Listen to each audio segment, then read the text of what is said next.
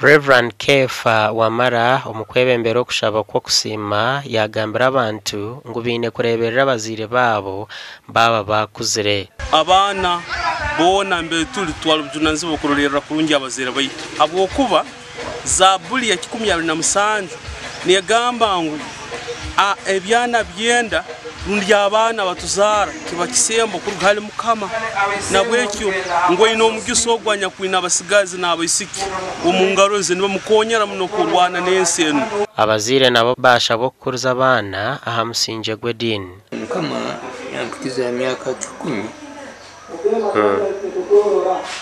iyo obuzarwa bwange nabweki nimusiima Mukama Ruhanga bwokundinda akandabya omu bintu bingi kutyo bifikize emyaka 10. Mukama Ruhanga abumezi waisenyoro arali akize emyaka 10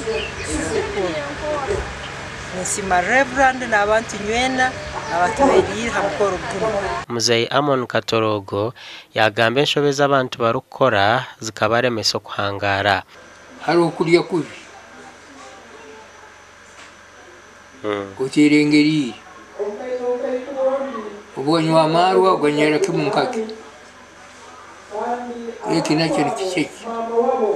Hari okugira omwaga omutima gwawe omuntu omwaga ogumanyire hati omwaga nago nukukuza bwangu omuntu.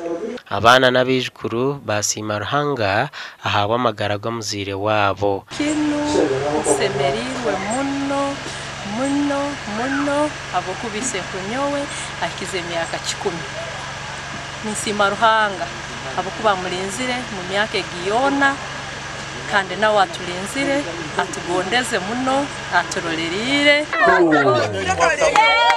Gasha kwa Daniel Bingana.